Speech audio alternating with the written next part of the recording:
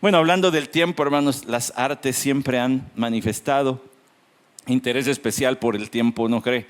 Así tiene usted canciones donde se dice siempre te amaré o nunca te voy a olvidar, cosas de esas, ¿verdad? Dependiendo del estado anímico y sentimental del autor, pues dice una cosa o la otra. En las artes siempre ha habido un interés particular por el tiempo. Hay películas que hablan de eso, ¿no? La máquina del tiempo. O luego ya más para acá, Volver al futuro. Y hay una fascinación con el querer regresar el tiempo y corregir los errores del pasado. Es más, hay una canción muy bonita, no la vamos que ahorita no vaya a desviarse, pero una canción muy bonita que se llama Coincidir. De esas canciones que le tengo a mi reina en su playlist, ¿verdad? Son de las que tienen dedicatoria, ¿verdad? Tantos siglos, tantos mundos, tanto espacio y coincidir, dice esa cancioncita. Hay una fascinación. Siempre el arte ha tenido inclinación por el tiempo. Y es curioso, pero aún el arte judío tenía una inclinación por el tiempo.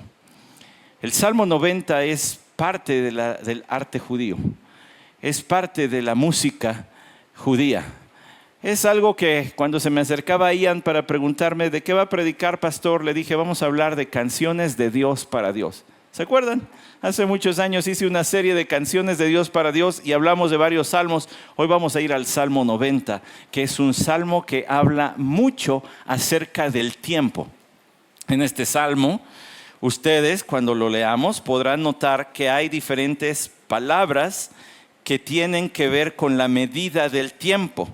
Así tenemos referencias como generación, siglo, años, día, ayer, noche, suspiro, etc. Hay diferentes referencias al tiempo. Y eso es porque es una obra artística, pero también porque tiene una reflexión muy importante, muy potente. Voy a leer el Salmo 70. Simplemente quiero hacerle referencia que algunas de sus Biblias dicen como la mía, el libro cuarto. Los judíos dividieron todos los salmos, los 150 salmos, los dividieron en 5 libros. Y esos 5 libros tenían la intención de representar, de hacer referencia a los 5 libros del Pentateuco, los primeros 5 libros de la Biblia. Así pues, el primer libro habla de que Dios está con nosotros. El segundo libro habla de que Dios va delante de nosotros. El tercer libro habla de que Dios está alrededor de nosotros. El cuarto libro de que Dios está por encima de nosotros, es superior. Y el quinto libro, Dios está con nosotros. De eso hablan los 5 libros. Este es el cuarto. Este es el cuarto libro, el que habla de que Dios es superior. Y usted notará que antes del versículo 1 hay una nota que dice oración de Moisés, hombre de Dios. Usted no está para saberlo, pero yo sí estoy aquí para explicárselo. Eso en el idioma hebreo es parte del versículo 1. Ahora, no lo ponen los editores de las Biblias como parte del versículo 1 porque es una nota de quien lo escribió. Y luego ya inicia la canción propiamente. Como eran los salmos, eran canciones, pero eso ya es parte. O sea, la fidelidad de esto es que nos dice quién es el autor, cosa que no todos los salmos dicen quién es el autor. Y dice Moisés, hombre de Dios. Qué bendición que se pueda decir de ti, hombre de Dios, ¿no cree? Ahorita que estábamos hablando de hombres de verdad. Pues ojalá que ese fuera el epitafio de todos los varones de renovación. Este era un hombre de Dios. Oswald Chambers dice en su libro En pos de lo supremo, todo lo que Dios hace en tu vida lo hace con un propósito y uno solo. Decir, este hombre es completamente mío. Esta mujer es completamente mía. Moisés, hombre de Dios. Ahora sí, ya tiene todo listo para leer el primer versículo junto conmigo. Pero como esta es la palabra de Dios, por respeto a la palabra de Dios, como siempre le invito a que se ponga de pie. No por el que lee, sino por lo que va a ser leído, que es la palabra de Dios. Y dice así: Señor, tú has sido un refugio para nosotros de generación en generación. Antes que los montes fueran engendrados y nacieran la tierra y el mundo, desde la eternidad y hasta la eternidad, tú eres Dios. Haces que el hombre vuelva a ser polvo y dices, volved, hijos de los hombres, porque 1000 años ante tus ojos son como el día de ayer que ya pasó. y como una vigilia de la noche. Tú los has barrido como un torrente, son como un sueño. Son como la hierba que por la mañana reverdece, por la mañana florece y reverdece, al atardecer se marchita y se seca. Porque hemos sido consumidos con tu ira y por tu furor hemos sido conturbados. Has puesto nuestras iniquidades delante de ti, nuestros pecados secretos a la luz de tu presencia. Porque por tu furor han declinado todos nuestros días. Acabamos nuestros años como un suspiro. Los días de nuestra vida llegan a 70 años y en caso de mayor vigor a 80 años. Con todo, su orgullo es solo trabajo y pesar, porque pronto pasa y volamos. ¿Quién conoce el poder de tu ira y tu furor conforme al temor que se te debe? Enséñanos a contar de tal modo nuestros días que traigamos al corazón sabiduría. Vuelve, Señor, ¿hasta cuándo? Y compadécete de tus siervos. Sácianos por la mañana con tu misericordia y cantaremos con gozo y nos alegraremos todos nuestros días. Alégranos conforme a los días que nos afligiste y a los años en que vimos adversidad. Manifiéstese tu obra a tus siervos y tu majestad a sus hijos, y sea la gracia del Señor nuestro Dios sobre nosotros. Confirma pues sobre nosotros la obra de nuestras manos. Sí, la obra de nuestras manos confirma. Señor, bendice tu palabra. Abre nuestro entendimiento, nuestro corazón para recibirla como tierra fértil y que lleve fruto al 30, al 60, al 100 por uno. Amén. Tome su lugar. El Salmo 90, como yo le decía, es un salmo que habla con numerosas referencias al tiempo. ¿Sabemos quién es el autor? Moisés, aquel hombre escogido por Dios para liberar a su pueblo Israel de la tierra de Egipto, de la esclavitud, pesada esclavitud, aunque ellos luego estaban queriendo regresar, pero estaba pesado. Era opresivo el sistema de esclavitud egipcio, pero ellos ingratamente querían regresar. Pero este es el hombre que Dios escogió para sacarlos, para darles libertad. Es el hombre que Dios escogió para además traer su ley al pueblo. Este es el hombre que Dios escogió para llevarlos a través del desierto por su rebeldía. Pudieron haber entrado a la tierra prometida rápido, pero por su incredulidad estuvieron vagando en el desierto 40 años. La ocasión de cuándo fue escrito este salmo no la sabemos, como tampoco sabemos la de muchos salmos. Así que, mis hermanos exégetas, aquí hay que quitarnos un poquito lo puristas en cuanto al exégesis y decir, pues, ¿cuándo fueron escritos los salmos? Pues depende. ¿Quién sabe? Algunos, ¿quién sabe? Lo más aproximado, al menos a decir de gente tan estudiosa como James Montgomery Boyce, es que quizá la ocasión de esta... James Montgomery Boyce fue un predicador estadounidense al que gente muy respetable como el pastor MacArthur, R.C. Sproul decían, él es el teólogo de nuestro tiempo. O sea que no era cualquier persona. Él proponía que tal vez la ocasión de la escritura de esto fue los hechos narrados en Números capítulo 20. ¿Por qué no va rápido? Echa un vistazo a Números capítulo 20. En Números 20, usted encuentra que muere la hermana de Moisés en el versículo 1. Los hijos de Israel, toda la congregación, llegaron al desierto de Sin en el mes primero y el pueblo se quedó en Cades. Allí murió Miriam y la sepultaron. ¿Quién era Miriam? Pues también conocida como María, la hermana de Moisés. Después de esto, está lo que le decía en el versículo 2. Y no había agua para la congregación y se juntaron contra Moisés y Aarón. El pueblo contendió con Moisés y él habló diciendo, ojalá hubiéramos perecido cuando nuestros hermanos murieron delante del Señor. ¿Para qué estamos hasta acá si podíamos haber muerto en otro lado? Tener una muerte más decente. Aquí nos vamos a morir de sed. Era el reclamo de este pueblo. Podíamos haber muerto como nuestros hermanos. ¿A qué estaban haciendo referencia? Estaban haciendo referencia al capítulo 14, cuando el Señor les dijo en el versículo 11, ¿hasta cuándo me desdeñará este pueblo y hasta cuándo no creerán en mí a pesar de todas las señales que he hecho en medio de ellos? Los heriré con pestilencia y los desalojaré y a ti te haré una nación más grande. Moisés intercedió por ellos, te ruego, Señor, tú eres lento para la ira, Tú lo has declarado, dice el versículo 18, perdona, te ruego, la maldad de este pueblo. Perdona la iniquidad, dice el versículo 19.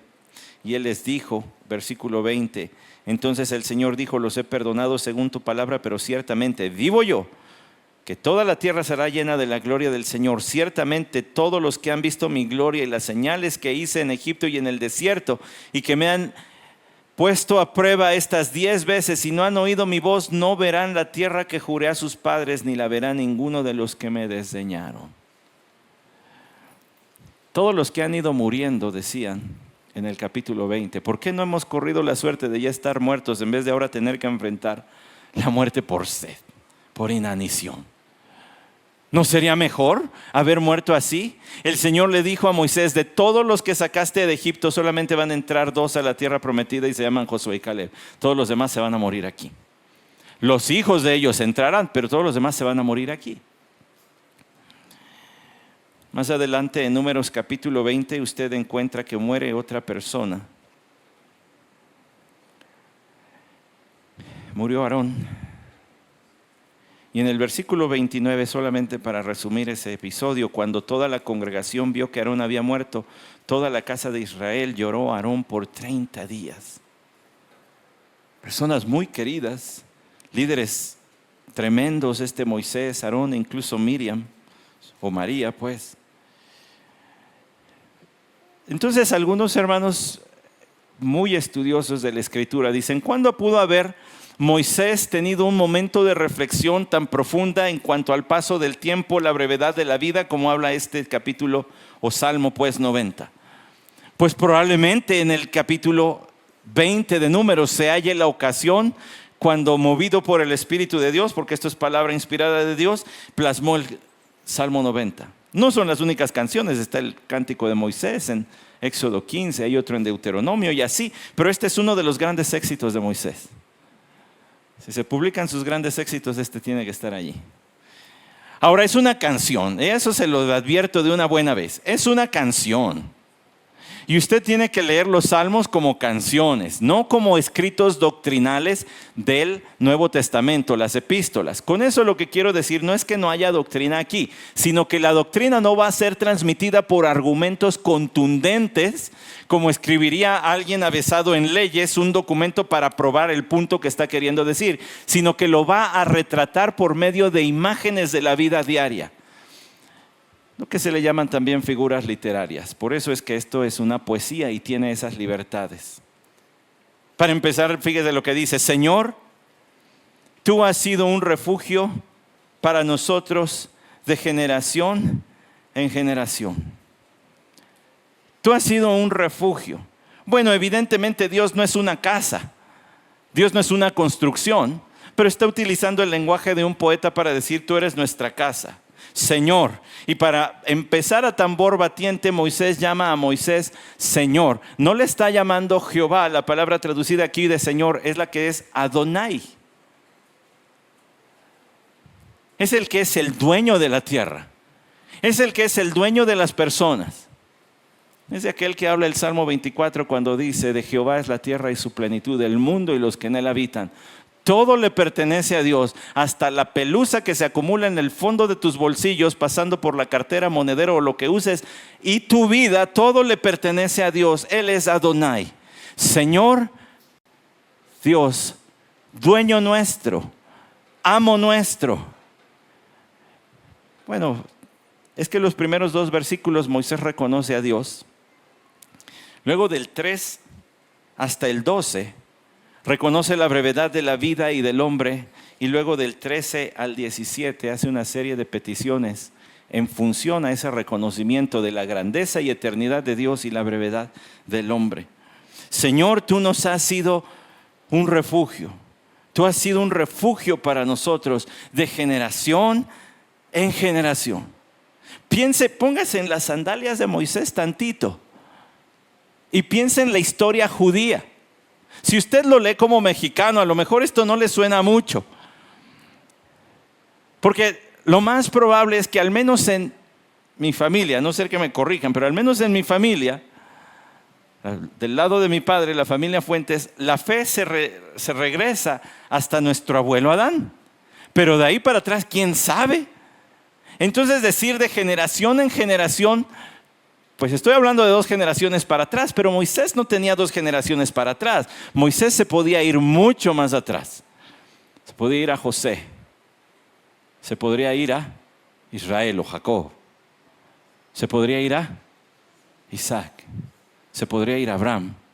Y luego se podría regresar hasta Adán, como lo hace Juan en su evangelio en el capítulo 1. Se podría regresar hasta Adán, la gente de la fe. Tú has sido un refugio. ¿Sabe? La palabra refugio es una construcción o un sitio que se usa en casos de emergencia.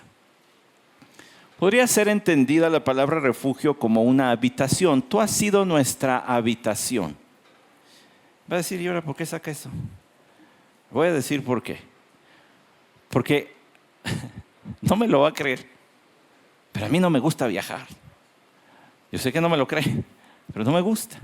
Me gusta estar en mi casa con mi esposa y con mi hija.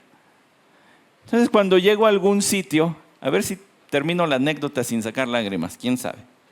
Cuando llego a un cuarto de hotel, por ejemplo, saco los dibujitos que me hace mi hija y los pongo por ahí. Tengo otros más grandes, pero no los iba a traer ahorita, ¿verdad? Y los pongo por ahí. Me siento como en casa. Porque algo de lo que más me gusta hacer, hermanos, y que es la bendición de vivir en un cuarto piso, es que uno va oliendo el menú del día de todos los vecinos, ¿verdad? Si usted va subiendo las escaleras y aquí huele a sopa, aquí están friendo pescado. Pero nada como abrir la puerta y sentir el aroma a sopa de la sopita que hace mi reina. Y entonces dice uno, ya llegué a casa.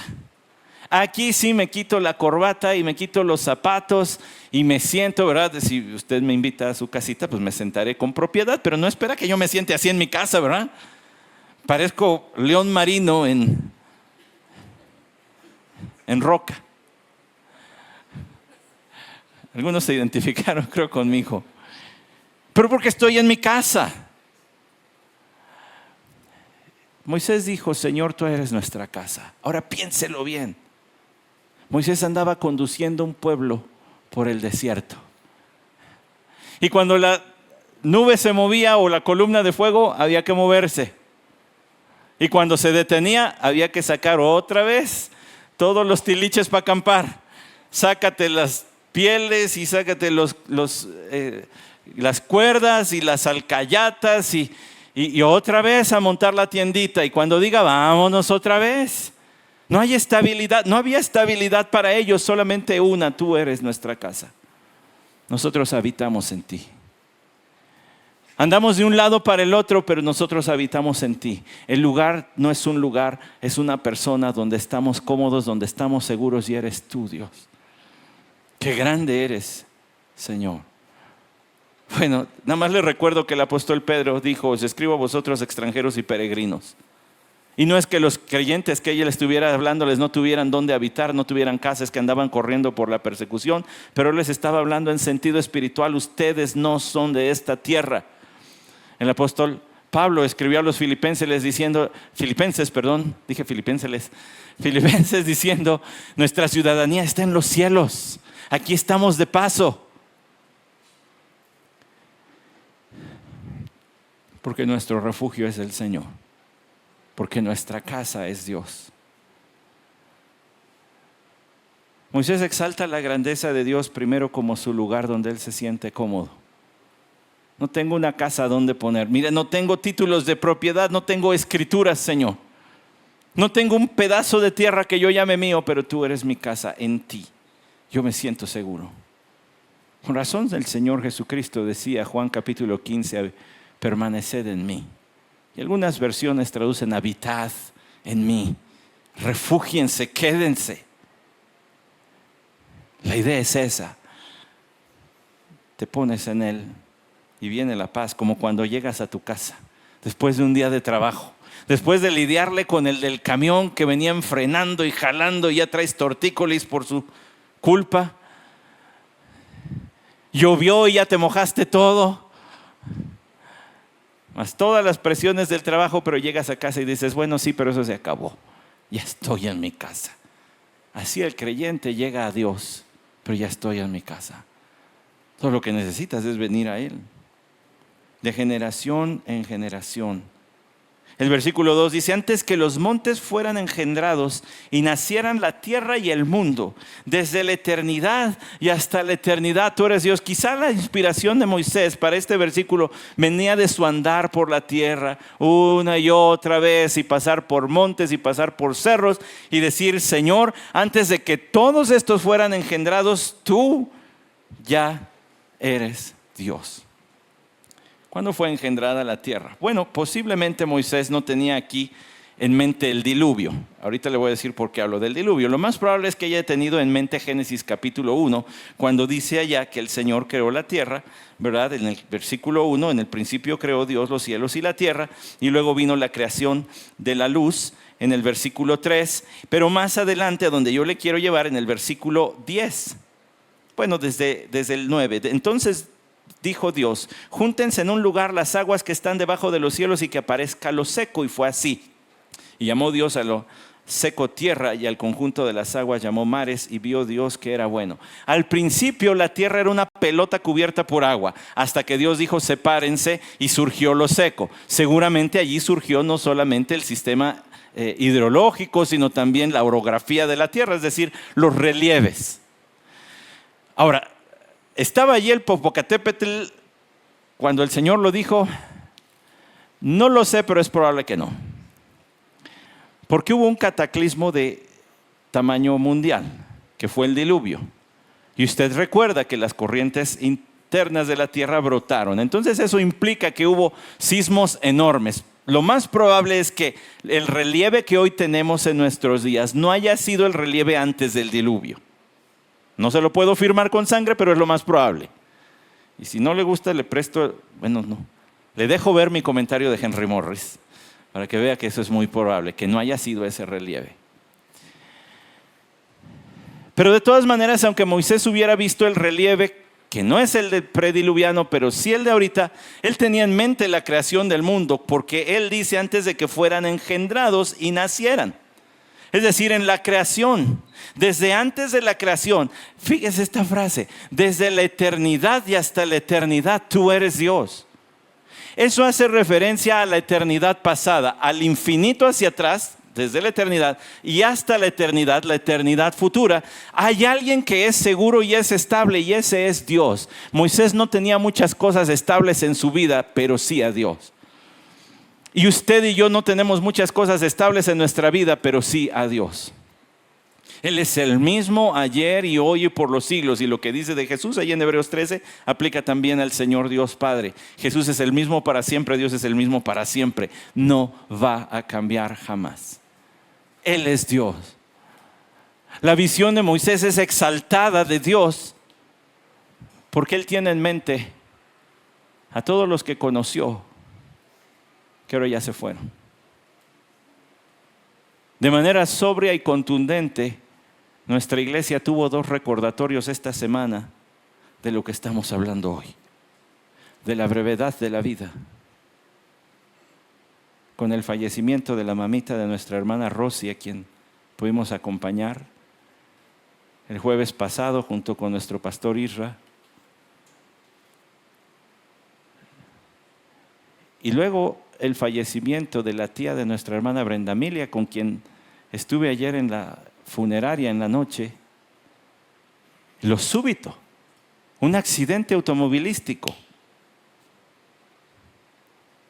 que sucedió en segundos, y que fue el modo en que su tía falleció unas horas después por los traumatismos que sufrió.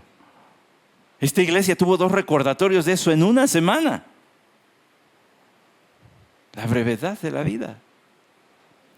Moisés empezó apuntando a la grandeza de Dios, a su eternidad, a su permanencia, a su inmutabilidad, porque dice: desde la eternidad pasada hasta la eternidad futura tú eres Dios. No cambia, es el mismo.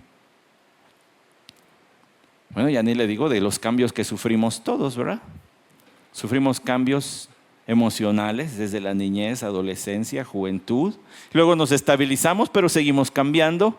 Y ya ni le hablo de cambios físicos, pero Dios no cambia. Es el mismo, siempre.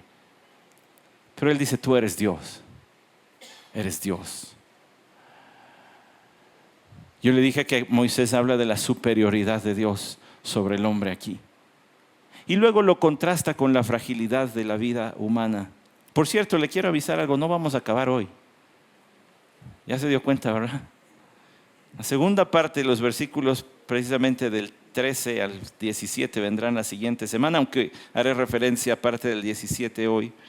Pero déjeme seguir en el 3. Haces que el hombre vuelva a ser polvo y dices, volved, hijos de los hombres. Para aquellos que tenemos esta hambre de evangelizar el mundo, nos gustaría que ese volver fuera, arrepiéntanse. De hecho, la Reina Valera 60 dice, convertíos. No estoy diseñando la Reina Valera, pero estoy aquí para precisarle. Cuando el Señor dice, haces que el hombre vuelva a ser polvo. La Biblia de las Américas dice polvo. El lenguaje hebreo habla más bien de destrucción. Haces que el hombre vuelva a la destrucción. Mire, Moisés tendría algo muy clarito que aprendió o por lo menos vio en Egipto. En Egipto se practicaba la momificación. Cuando una persona, particularmente algún mandatario, alguien de la alta sociedad moría, al morir se le retiraban todos sus órganos, incluso se le retiraba el cerebro. Y se ponían a secar por diferentes procesos y luego al cuerpo se le aplicaba una resina para preservarlo. Y usted ha visto, ¿verdad? Algunos de ustedes han estado ahí frente a ellas, ya sea en Egipto o en el Met de Nueva York o quizá por lo menos en fotos hemos visto, o las momias de Guanajuato, que sí se preservan, sí se notan todavía algunos rasgos. Luego los órganos secos los metían en algunas jarritas y los ponían allí en la tumba donde se sepultaba el cuerpo. Moisés conocería ese proceso y conocería lo que sucede cuando no se lleva a cabo ese proceso, que es que el cuerpo se descompone, se consume y después de mucho tiempo vuelve a ser ¿qué? Polvo, se deshace. Moisés dice, haces que el hombre vuelva a la destrucción. Es decir, escuche esto por favor. El énfasis no está en el proceso, está en que Dios es quien da la orden. Lo que Moisés está afirmando aquí es que Dios es quien determina los límites de la vida del hombre en esta tierra. Mientras que el hombre no tiene nada de control sobre eso, Dios sí. Bueno, no dijo el Señor Jesús, Apocalipsis capítulo 1, yo tengo las llaves del Hades y de la muerte. Es decir, yo controlo quién muere, cuándo muere y a dónde va después de esta vida, es lo que quiere decir esa frase. Pues Moisés está afirmando eso. Tú haces que el hombre vaya a la destrucción, tú dices cuándo es el día de morir para cada quien. Y espere, hay algo más. Se va a acordar de Génesis 3:19 y si usted es como yo, mire, le tiene que escribir aquí Génesis 3:19 al lado de su Biblia. Porque dice, y dices, volved hijos de los hombres. El verbo traducido volved en la Biblia de las Américas, en esa segunda frase, es el que se traduce en Génesis 3:19 para decir al polvo volverás.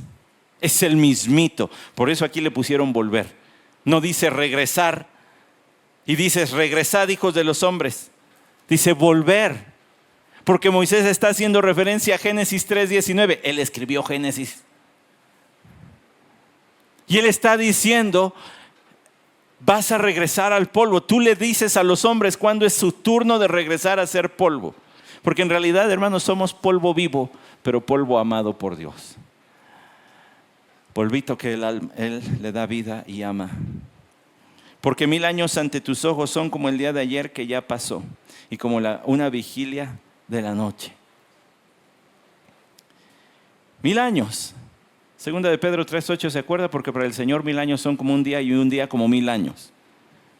No está queriendo decir Pedro que Dios mide el tiempo de esa manera. Lo que está diciendo es que su vida ahora vamos a llevarlo a otro término, su existencia, su ser, por encima de vida, existencia, está el ser.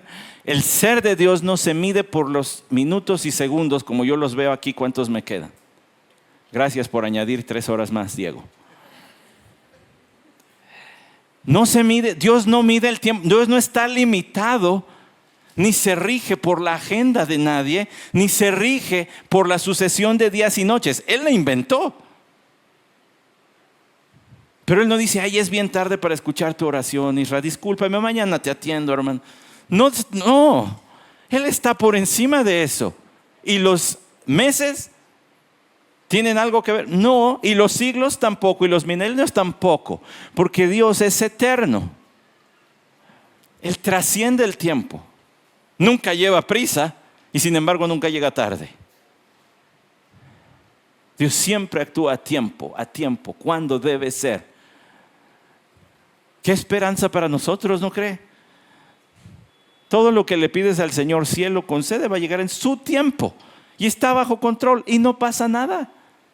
Porque Él tiene el control, porque Él es más grande que tú y que yo. Es lo que Moisés tiene en mente, porque Él está viendo a la generación que sacó de Egipto desvanecerse. ¿Cuántos servicios fúnebres le tocaban a Moisés por semana? Uy, quién sabe. Si era un pueblote de millones. Y el Señor dijo, en 40 años se van a acabar. Pues divídale. Bueno, yo sé que hubo ya algunas matanzas, ¿no? Pero divídale. ¿Cuántos le tocaban? A cada rato andaba pensando, ¿y ahora qué voy a predicar en este funeral? Ya me acabé los sermones de funeral, ahora necesito otros. O va un refrito del... Porque 1000 años ante tus ojos son como el día de ayer que ya pasó. ¿Se acuerda del día de ayer? ¿Qué hizo? No es hora de confesiones, ¿eh? No diga, ay, perdón, yo me paré a las 12 del día. No es hora de confesión. ¿Se acuerda qué hora se paró? ¿Qué desayunó? Si el Señor le dio la bendición de desayunar. Y luego, ¿a dónde fue? ¿Qué hizo? ¿Se quedó en casa? ¿Es día de lavar? ¿No? De aprovechar las horas en que no llueve. Andar cazando al sol a ver que no me vaya a echar a perder la lavada. Para el Señor 1000 años son como el día de ayer. Breve. Como una vigilia de la noche. Las vigilias de la noche duraban 4 horas. Entonces los guardias se turnaban cada 4 horas. Nada más había que mantenerse despierto 4 horas. Era todo. Entonces 1000 años son como una vigilia. Lo que está diciendo Moisés no es que Dios mide el tiempo así. Está diciendo que para Él no hay límites del tiempo. Tú los has barrido como un torrente. Son como un sueño. Son como la hierba que por la mañana reverdece, por la mañana florece y reverdece, al atardecer se marchita y se seca. Escuche bien, porque ahora Moisés procede a dar parte del discurso bíblico acerca del hombre. ¿Qué quiere decir eso? Que habla del hombre desde el punto de vista de Dios. Tú los has barrido como un torrente. ¿A quiénes? Así es que el hombre. Después de su paréntesis del tiempo, Moisés habla de los hombres, tú los has barrido. Quizá ahora Moisés volteaba hacia atrás y recordaba todos los rostros, todas las veces que tuvieron que sepultar gente en el desierto y decía, los has barrido. Como un río que se lleva todo a su paso, como un deslave que arrastra. Tú has barrido a los hombres. He visto morir a mi generación, Señor, porque los has barrido. Son como un sueño. Es curioso, pero aquí entienda ese sueño como algo que sucede y pasa rápido. Yo sé que hay noches largas, ¿verdad? Un hijo enfermo es igual a noche larga. Un familiar en el hospital es igual a noche larga. Pero cuando el Señor nos concede un día tranquilo, una noche tranquila, hasta se va rápido. Cierra los ojitos y al rato suena la alarma y vámonos. Los hombres somos como un sueño ante Dios. Cerré los ojos y los abrí y ya no están, porque son como la hierba que por la mañana reverdece, por la mañana florece y reverdece, al atardecer se marchita y se seca. Hace muchos años era yo estudiambre. Escuchó bien, estudiambre, ¿verdad? Porque pues uno está estudiando y pues no tiene mucho dinero, entonces pasa mucha hambre. Pero yo quería darle un regalo a mi mamá de Navidad, obviamente, y no tenía mucho dinero, así que lo que hice fue agarré mi primer cámara digital, cosita así, ¿verdad? Parecía espejito de dama. Y le saqué una foto a una de las flores ahí que mi mamá tiene en su jardín, o bueno, tenía. Y me llevé la foto, la imprimí, le escribí atrás, allí algunas palabras, la enmarqué, no yo, la llevé a enmarcar y se la regalé a mi mamá. Cuando regresé esa noche a ver la florecita ya se había muerto. No le eché a perder, no voy a decir sí, porque el flash, pastor. No, ni la toqué, era de día, cuando no había flash, se murió. Pues es que era de esas florecitas que crecen, en un día crecen, florecen y al rato ya están muertas. Como los que habla aquí, en la perspectiva de Dios, nosotros somos como esas flores. Solamente el hombre se engaña a sí mismo pensando que tiene días innumerables. No se prepara para morir, no se prepara para enfrentar a su Creador un día. Pero va a pasar, va a suceder. Si Cristo no viene antes, todos nosotros vamos a morir. A los ojos del Señor somos como esas florecitas.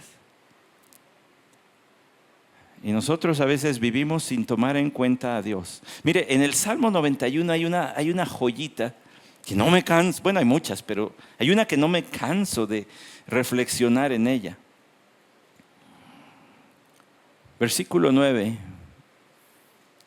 dice: porque has puesto al Señor, que es mi refugio, al Altísimo por tu habitación. No te sucederá ningún mal, ni plaga se acercará a tu morada. Y luego baje al versículo 14. Porque en mí ha puesto su amor. Yo entonces lo libraré y lo exaltaré porque ha conocido mi nombre. ¿Sabe que ese amor del que habla allí, si usted le rasca el significado de la palabra amor en el idioma hebreo, habla de una atracción? De hecho, se traduce para hablar de un hombre y una mujer atraídos en el Antiguo Testamento. Pero habla de un deseo constante de estar con la otra persona. Entonces el Salmo 91 dice: porque has hecho de mí tu deseo constante. La persona con la que quieres estar constantemente y pensar constantemente acerca de ella es Dios. Tristemente esta semana hablaba con una persona que clama creer en Cristo Jesús y le decía: sí, ¿cuánto buscas a Dios? No, yo no voy a ningún templo y la verdad me aburro de orar. Pero sí soy creyente. Y yo le decía: no te engañes. El verdadero creyente ha puesto su amor en Dios. Ha hecho de Dios su mayor atracción. Tu vida y la mía es como la de una florecita que al rato se va a morir. La única manera de que esta vida cuente para algo es poner tu mayor atracción en Dios. El versículo 7 al 9 tienen una misma idea. Si se fija, se repiten la palabra ira y la palabra furor. En el 7 aparece, en el 9 aparecen estas dos, teniendo ahí como sandwichito el 8. Mira lo que dice el 7: porque hemos sido consumidos con tu ira y por tu furor hemos sido conturbados. ¿Cómo no? Si yo le leí Números 20, Dios se airó sobre su pueblo y le dijo a Moisés: está bien, los voy a perdonar, pero todos se van a morir. Y ahora Moisés dice: por tu ira hemos sido consumidos. Hemos ido muriendo uno tras otro por tu ira, porque te hicimos enojar. Pónganlo en contexto y las palabras pesan. Yo no sé qué notas habrá tenido aquí esta sección del 3 al 12, pero seguramente no habrán sido unas muy tristes, muy apesadumbradas. Señor, he visto a mi gente morirse porque te hicimos enojar. Y luego la frase siguiente está peor: y por tu furor. O sea, es ira aumentada varias veces. Te has enfurecido. Hemos sido conturbados. ¿Sabe qué es conturbados? Hemos caído en pánico.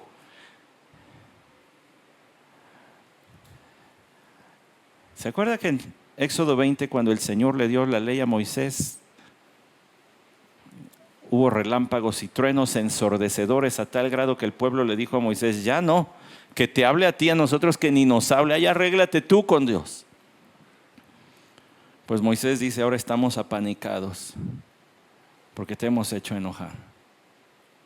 Aquel pueblo que Dios dijo: ustedes van a ser mi especial tesoro, ahora lo habían hecho enojar. Has puesto nuestras iniquidades delante de ti, nuestros pecados secretos a la luz de tu presencia.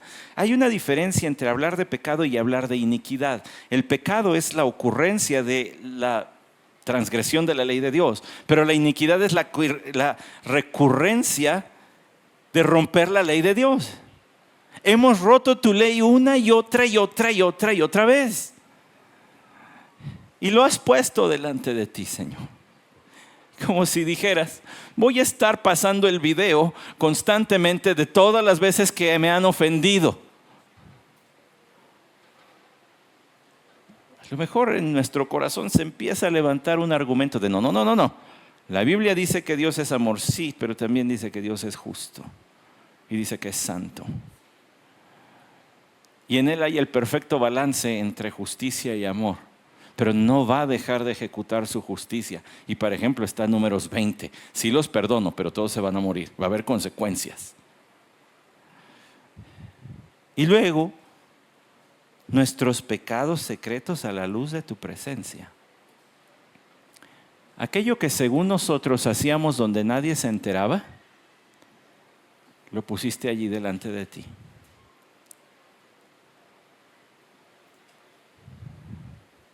He hecho lo malo delante de ti para que seas reconocido por justo, dijo David en el Salmo 51.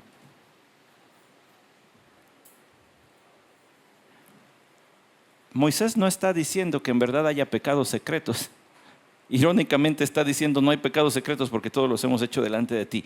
Lo único es que cuando usted y yo nos disponemos a hacer algo que desagrada a Dios, pero fuera del ojo público, estamos escogiendo a Dios como la audiencia principal.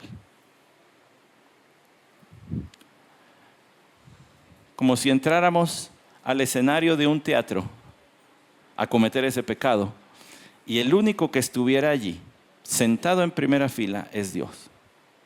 Aquí.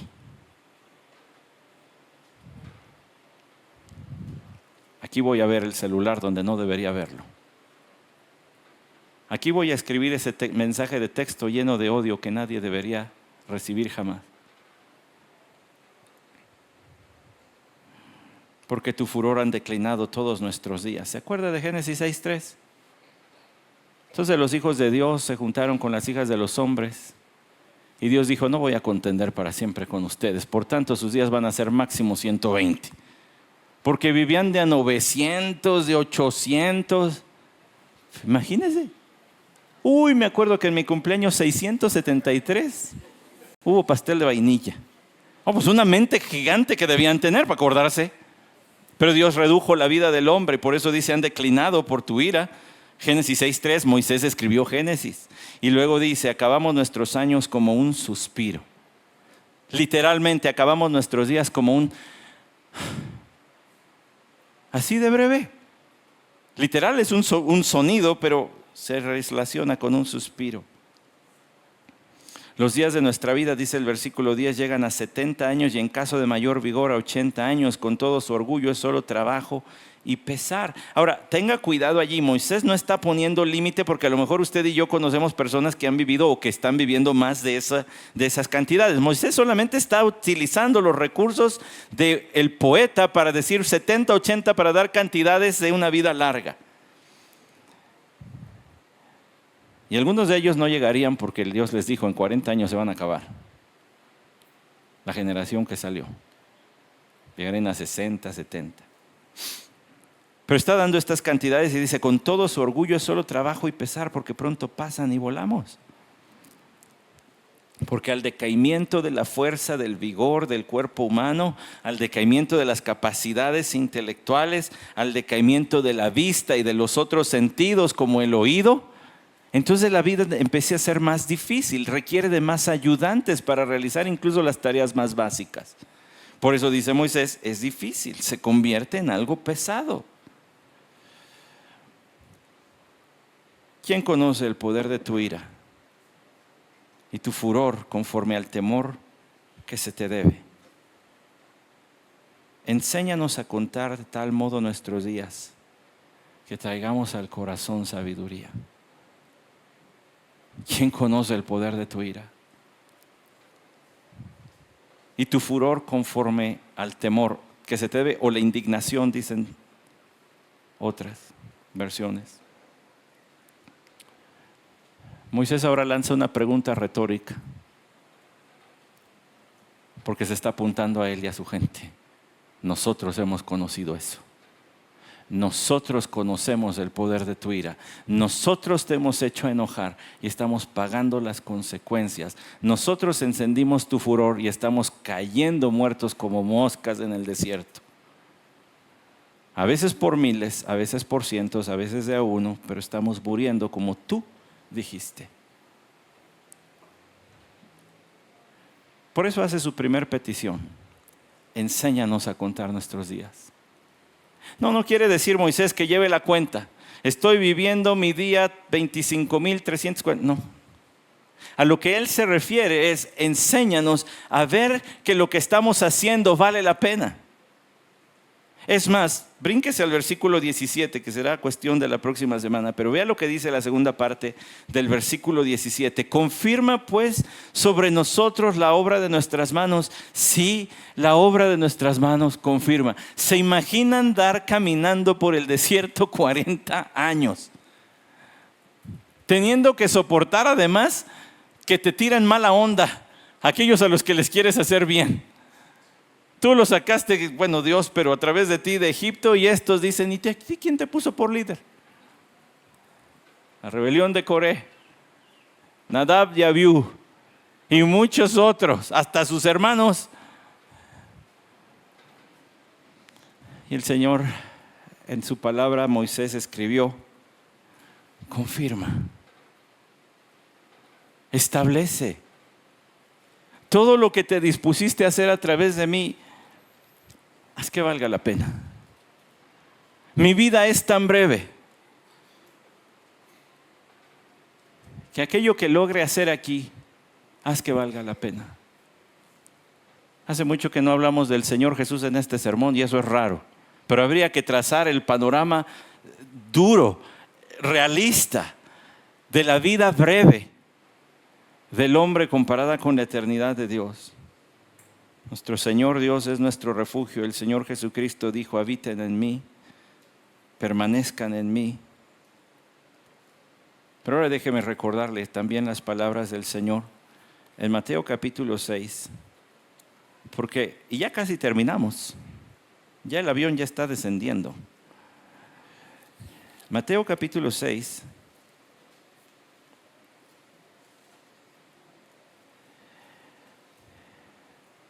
versículo 27. ¿Y quién de vosotros, por ansioso que esté, puede añadir una hora al curso de su vida? ¿Quién de ustedes puede añadir una hora al curso de su vida? ¿Cuánto dinero te costaría añadir una hora de tu vida si fuese comprado? No se puede. Dios es quien la gobierna. No puede ser sobornado. No se puede, ni los científicos han inventado una hora más. Dicen, son leyendas urbanas, creo yo, pero dicen que hay gente que ha pagado para que su cuerpo sea preservado en sustancias y no sé qué, para que el día que el hombre invente la manera de revivirlos, los reviva. La vida está en la mano de Dios. No hay de más. El apóstol Pablo escribió diciendo: aprovechando bien el tiempo porque los días son malos. Lo que tú vas a hacer en tu vida, lo que yo voy a hacer en mi vida, no va a valer la pena a menos que sea hecho en Cristo. Es decir, sea hecho con el conocimiento claro de que esto es lo que Dios quiere. Y la primera parte de la voluntad divina revelada en la Biblia es que Él quiere que todos los hombres vengan al arrepentimiento y a la fe. Ahí empieza todo. En rendir la vida a Cristo. No hay de más. Y rendir la vida a Cristo no es un acto que se realiza una vez, sino se realiza por primera vez y luego se sigue realizando toda la vida. La salvación se recibe de una vez y para siempre, pero vivimos con una vida rendida a Cristo y a Dios. La vida es muy breve. Se va a acabar pronto. Si Cristo no viene antes, todos vamos a enfrentar un día la muerte. La diferencia es a dónde vas a ir después de eso. Y la diferencia también la va a hacer en qué rastro vas a dejar tus pasos. Uno que puede ser seguido y conduce a Cristo, o uno que puede ser seguido y lleva lejos de Cristo. Pero hay muchos que te ven, hay muchos que me ven. La belleza del Evangelio también está en que no hay manera de volver al pasado y corregir lo que hemos hecho. Lo que está hecho, está hecho. No se puede volver al futuro. No hay máquinas del tiempo. Pero sí se puede creer en Cristo y vivir de una manera diferente. Sí se puede recibir perdón por todo lo que hayas hecho anteriormente. Sí se puede ahora como hijo de Dios decir: Señor, pero si te he servido a este momento, de aquí en adelante te voy a servir más.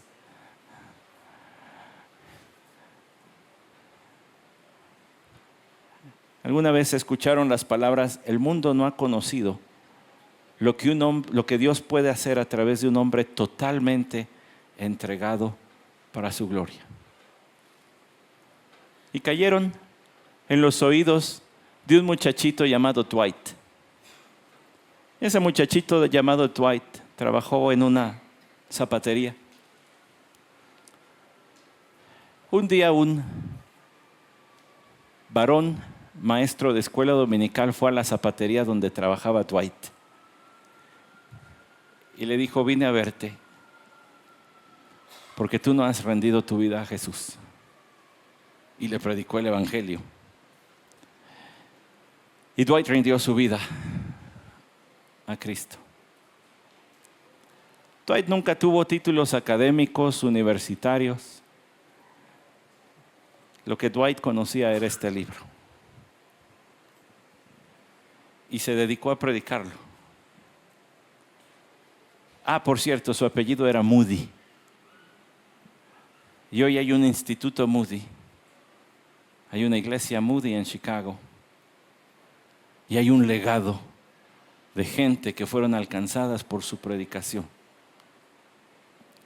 Si usted sigue la línea de predicación de Dwight Moody, van a salir ahí algunos nombres como Billy Sunday, otro predicador prominente, pero quizá el predicador más prominente se llamó Billy Graham. Y todo salió de un muchachito. Fue del maestro de escuela dominical que lo fue a buscar. No se necesita grandes nombres para servir al Señor, se necesita disponerse. La vida va a ser muy corta. ¿En qué la vas a emplear? Señor, pero de aquí en adelante. ¿Sabe? Cuando se planeó hablar de Salmos en estos domingos, obviamente no sabíamos lo que iba a pasar en la familia de nuestra hermana Rosy, de nuestra hermana Brenda Emilia. Y yo no tenía idea de que hoy es octubre 6. El próximo domingo es octubre 13. No es de mala suerte. Octubre 13 marcará 28 años de seguir a Cristo para mí. Y nunca me he arrepentido. ¿Y usted?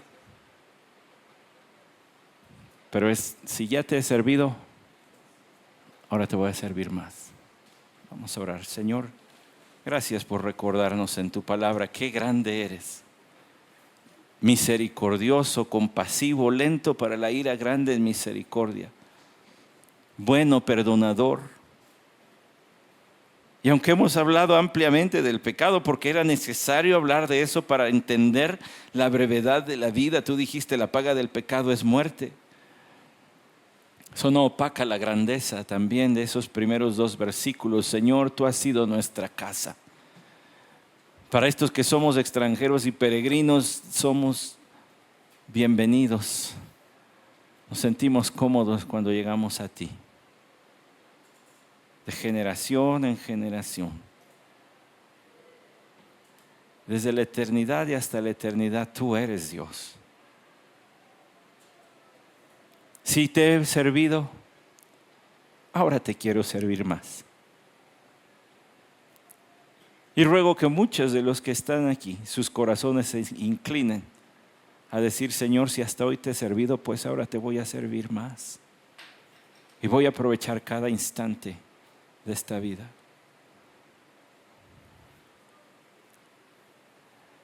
Y si hay alguien aquí, Señor, que pensó que venía solamente pues tranquilamente a escuchar una predicación, pero se ha dado cuenta que nunca ha creído en ti, se ha dado cuenta que nunca ha sido reconciliado por la fe en Cristo Jesús contigo, tráele a la salvación con lazos de amor, como dice tu palabra. Recibe la gloria de todo lo que hacemos y decimos y pensamos, porque somos tuyos. Tú eres Adonai, tú eres el dueño, el amo, el Señor de nuestras vidas. Amén.